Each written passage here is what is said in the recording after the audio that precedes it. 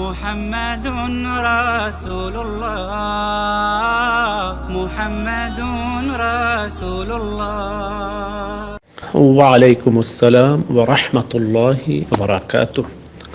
Saudi আরব থেকে গোলাম কিবরিয়া ভাই প্রশ্ন করেছেন যে অনেকে সৌন্দর্য রক্ষার জন্য বা সৌন্দর্য বৃদ্ধি করার জন্য নিজের দেহে উল্কি আঁকে।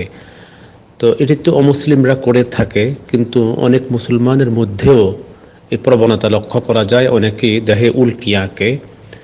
তো এটি কি জায়েজ? এ ব্যাপারে শরিয়ার হুকুম কি? তো এর জবাব হচ্ছে যে এটি একটি বিজাতীয় অনুসরণ। এর কোনো সাপোর্ট সমর্থন ইসলামে নেই, বরং এ ব্যাপারে কঠোর বাক্য উচ্চারণ করেছে শরিয়া ইসলামিয়া। এটি হারাম, কবিরা গুনাহ, বরং সে অভিশপ্ত। যে মুসলিম এটা করবে সে মুসলিম অভিশপ্ত হবে। তো আমি এ ব্যাপারে ইতিপূর্বে ফেসবুক এবং ইউটিউবে এ ব্যাপারে একটি বিস্তারিত বক্তব্য পেশ করেছি। সেটা সার্চ করলে তার পরিপূর্ণ জবাব পেয়ে যাবেন। তো আপনার প্রশ্নের প্রেক্ষিতে আমি আপনার উদ্দেশ্যে এবং অন্যান্য দ্বীনী ভাইদের উদ্দেশ্যে আবারও সংক্ষেপে বলছি। তো আমি সর্বপ্রথম একটি হাদিস উল্লেখ করছি।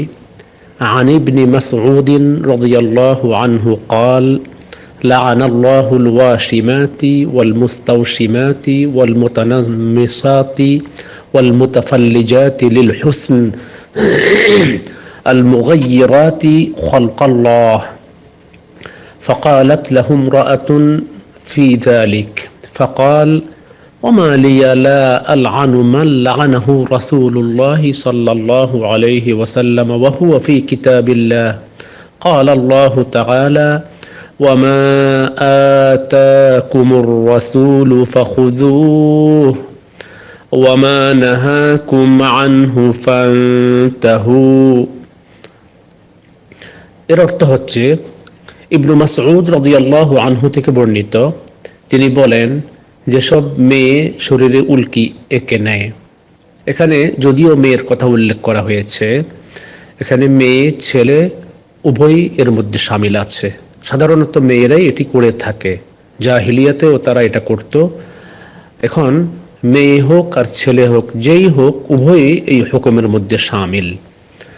তো এই হাদিসে বলা হয়েছে যেসব মেয়ে শরীরে উল্কি এঁকে নেয় আর যারা এঁকে দেয়, সৌন্দর্য বৃদ্ধির জন্য দাঁত ঘর্ষণকারিণী এবং চোখের পাতা বা ভ্রুর চুল উৎপাটনকারিণী এবং এভাবে আল্লাহর সৃষ্টিতে পরিবর্তন আনয়নকারিণীদের আল্লাহ অভিসম্পাত করেছেন, তাদের উপর লানত বর্ষণ করেছেন।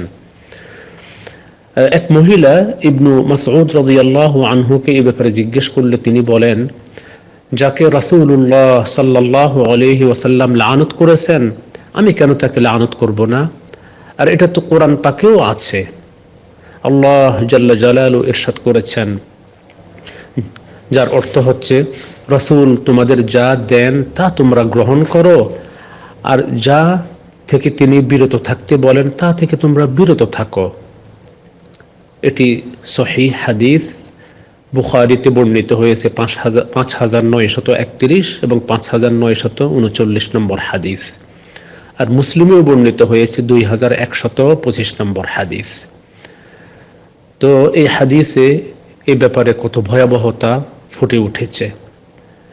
তো এটি হারাম, সম্পূর্ণরূপে হারাম। বেশভূষা, সাজসজ্জা, চালচলন তথা প্রতিটি বিষয়ে সবচেয়ে সুন্দর, মার্জিত ও ভারসাম্যপূর্ণ ধরন ও পদ্ধতি রাসূলুল্লাহ সাল্লাল্লাহু আলাইহি ওয়াসাল্লামই পেশ করেছেন, অর্থাৎ ইসলামই পেশ করেছে।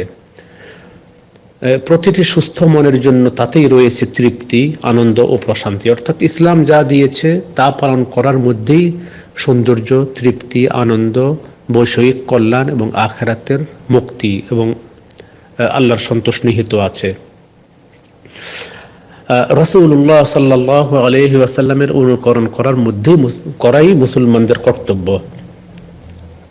তো যদিও অমুসলিমদের এই কৃষ্টি কালচার অনুসরণ করে অনেক মুসলিম তৃপ্তি অনুভব করে, কিন্তু প্রকৃতপক্ষে তাতে নিহিত আছে বৈষয়িক অকল্যাণ, ক্ষতি, বিশৃঙ্খলা, আর দুনিয়ার জীবনের পর আখিরাতে রয়েছে ভয়ানক শাস্তি।